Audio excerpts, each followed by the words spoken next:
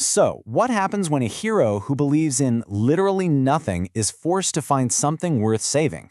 That's the core question we're tackling today as we dive into the story of Vath-kon. He's this nihilistic Kryptonian vigilante who gets cornered into confronting the absolute darkest reflection of his own philosophy, and in doing that, he finds a new and honestly a pretty terrible purpose. Okay, just listen to this line. You are the prophet I needed. Chilling, right?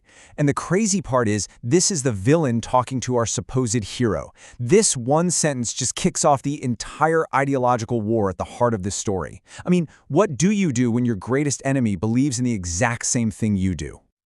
All right, so here's how we're going to break down Vath-kon's journey. First, we'll look at his origins as the prophet of nihilism.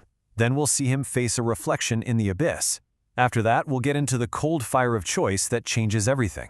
And finally, we'll unpack what this burden of meaning is all about. Okay, let's kick things off with part 1. To really get what happens later, we need to understand who Vath-kon is before all this chaos. And simply put, he's the prophet of nihilism. So, in the corrupt city of Neo-Gotham, he's known as the Quantum Wraith. And yeah, he's definitely not a hero in the way you're probably thinking. He's this super grim vigilante, a Kryptonian who, get this, is powered by nuclear waste. His whole deal is that he believes humanity's struggles are completely pointless, so he doesn't save people or preserve things, he just accelerates the inevitable decay. And his methods? Well, they're a perfect reflection of this bleak worldview. He has this thing called nuclear vision, but he doesn't use it for a quick takedown. No, he uses it to cause accelerated decay and aging in his victims. It's messed up. Every move he makes is just a physical expression of his belief in futility, and it's all governed by his personal code, absolute detachment. He's not there to stop the collapse. He's just watching it happen, maybe giving it a little nudge. But all that detachment, that's about to be completely shattered. And the thing that breaks him isn't some shining hero who proves him wrong. No, it's a villain who proves him right in the most horrifying way imaginable. This is where Dr. Aerys Thorne comes into the picture.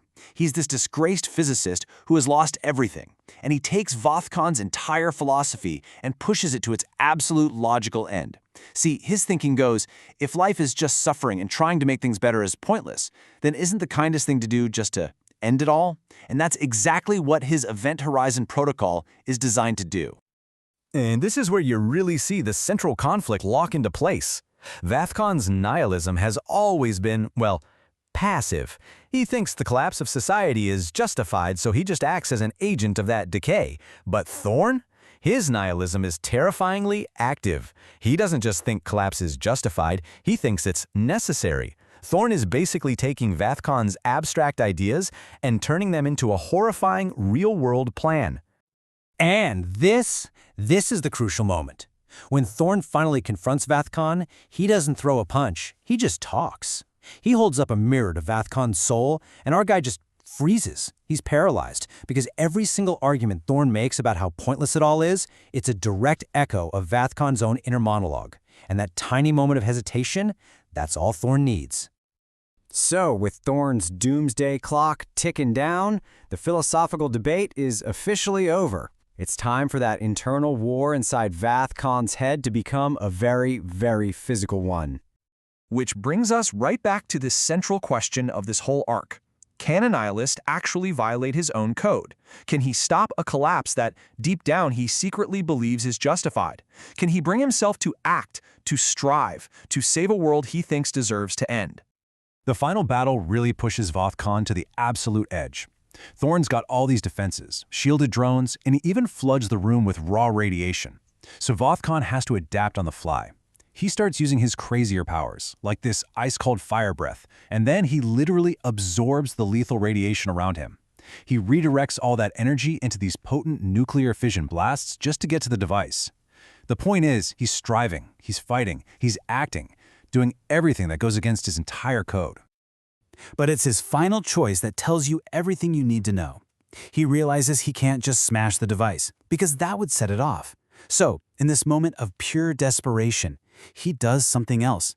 He unleashes his most volatile power, a kryptonite energy blast, not at Thorne, but directly at the machine's quantum flux capacitor.